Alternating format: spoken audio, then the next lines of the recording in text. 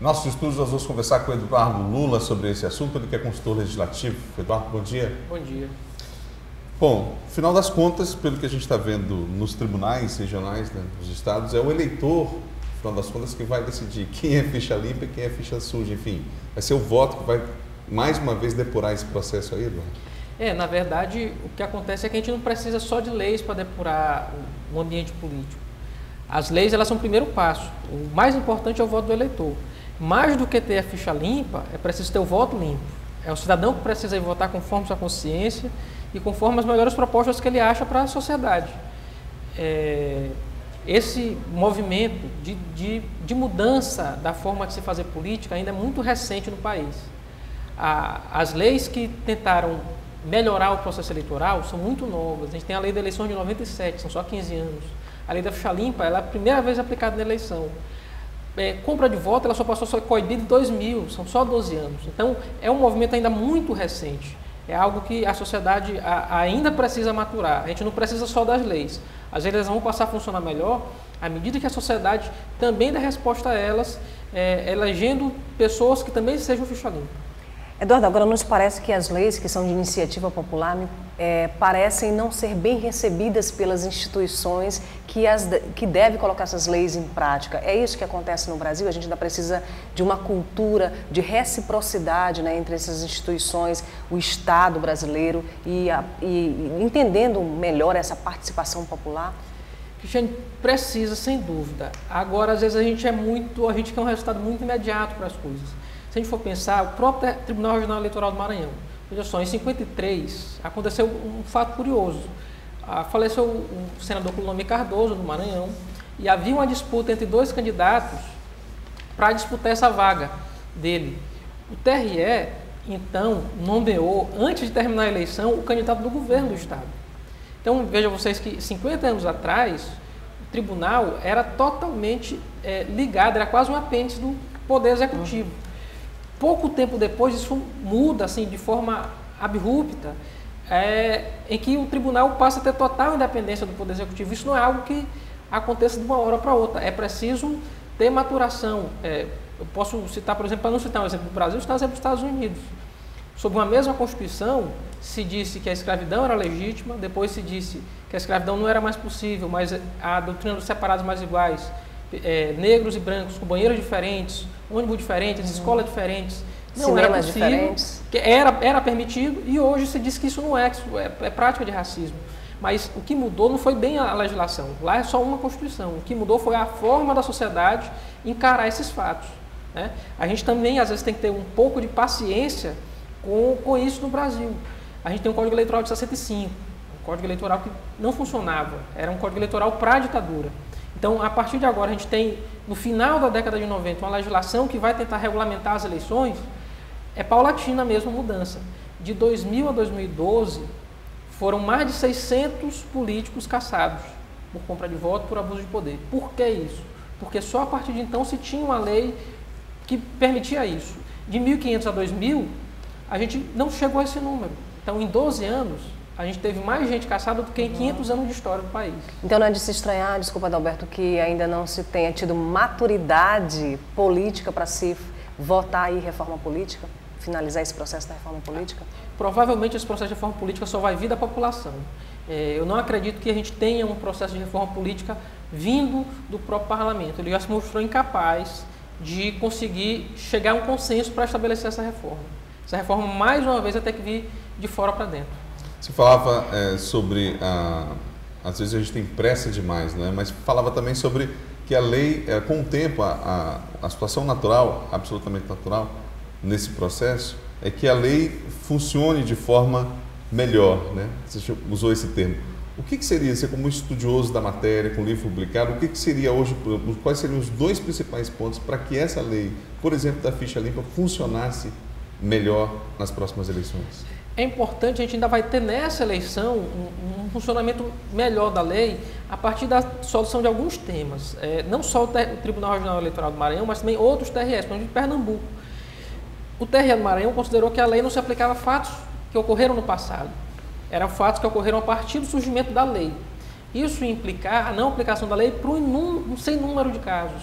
A gente já teve 2 reclamações julgadas pelo Supremo Tribunal Federal, em que o Supremo disse que não, que o TRE estava errado, e se aplicava também para fatos passados, que o Supremo já tinha decidido esse ponto. Então, na verdade, são temas obscuros, que a gente aumentaria, a gente só teve 28, a gente aumentaria para um número muito maior de pessoas que seriam barradas pela lei da ficha limpa, a partir desse entendimento pacificado nos tribunais sobre os temas da lei. Bom, Eduardo, vamos comentar um pouquinho a respeito do teor da lei. De acordo com a lei da ficha limpa, a informação que a gente tem é que não podem ser candidatos aqueles que tiverem condenação confirmada por órgão colegiado, como os tribunais de justiça e os tribunais regionais eleitorais, bem como aqueles que tiverem as contas desaprovadas pelos tribunais de contas.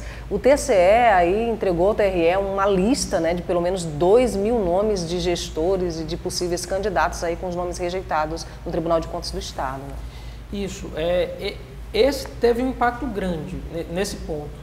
O que aconteceu nessa eleição, diferente da eleição, por exemplo, de 2008, a gente teve um número menor de impugnações. Por quê?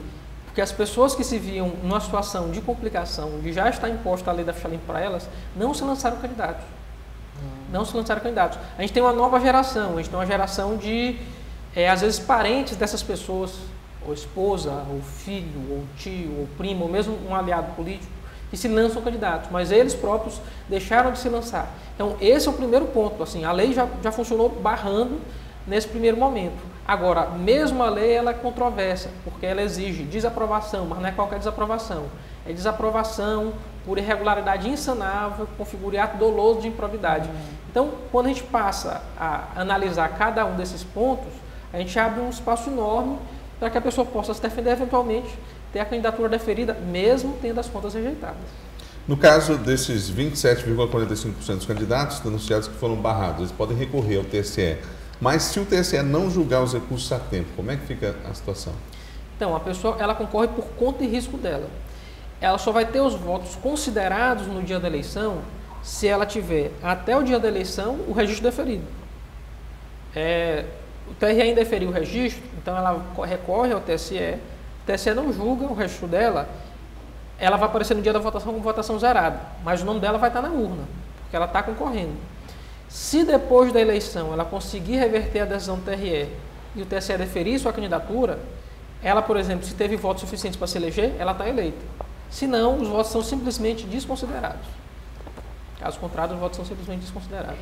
Eduardo, em reportagem publicada no Le Monde sobre as eleições, né, no Brasil, a gente tem alguns dados interessantes. Né? 88% dos vereadores eleitos nas últimas eleições são homens, né, e a gente vê uma participação pequena das mulheres. 48% só tem o ensino fundamental completo, 77% o ensino médio completo. Isso reflete bem nesse cenário da política brasileira, o resultado que a gente vê da atuação dessas pessoas que são eleitas no parlamento? Reflete, infelizmente reflete. Principalmente a participação feminina é muito problemática. A gente tem índices de participação das mulheres na vida política inferiores a países da África, por exemplo, o que não justifica. Nessas eleições, pela primeira vez, a gente teve a cota de 30% respeitada, porque a justiça obrigou a isso. Agora, o que a gente vê, infelizmente ainda, Cristiane, é que essas candidaturas, muitas candidaturas foram lançadas, são candidaturas só para preencher as vagas. São candidaturas laranjas. Infelizmente, a gente continua sem ter participação feminina nas disputas do parlamento, na disputa da vida política brasileira. É uma política muito feita apenas, tão somente por homens ainda. Há um fato interessante também divulgado nessa reportagem do Le Monde, que é 25% a mais de candidatos nessas eleições do que em 2008. São 437.924 candidatos a vereador registrados no TSE. Mas esse aumento na quantidade não significa necessariamente qualidade já desde a candidatura. E aí eu lembro algumas situações atípicas, candidatos, por exemplo, que andam com carro aqui em São Luís, ruim por ruim, vote em mim, e outras coisas do gênero, né? Alguns que fazem verdadeiras brincadeiras no horário eleitoral, e que a gente fica imaginando, será que essa candidatura é realmente... O que diz respeito à legislação eleitoral, né, com placas nas rotatórias, sujando o patrimônio histórico, né, apesar de conhecer essa legislação. Né? Na verdade, a gente tem piadas que são candidatos, e eles apostam que a piada pode levá-los a serem eleitos. E o fenômeno Tiririca, né? Será que influenciou de alguma forma? O fenômeno Tiririca, mas de fato o Tiririca, apesar dele ter feito a campanha brincando, ele era um artista, ele já tinha conhecimento. É muito raro uma piada conseguir se eleger. né? Isso não é algo que acontece. A gente sempre tem os candidatos piada em todo o Brasil. Até na internet houve uma escolha, os candidatos super-heróis, os candidatos isso, os candidatos aquilo, e colocou os candidatos a vereador em cada município para ver o número de pessoas que ainda se lançam de forma não séria na política, né? Que é, na verdade, uma coisa muito séria. Eduardo, muito obrigada pela tua participação aqui no Portal da Assembleia. Eu que agradeço. Obrigado. Vamos trabalhar bastante juntos aqui nesse período de eleições. Obrigado mais uma vez.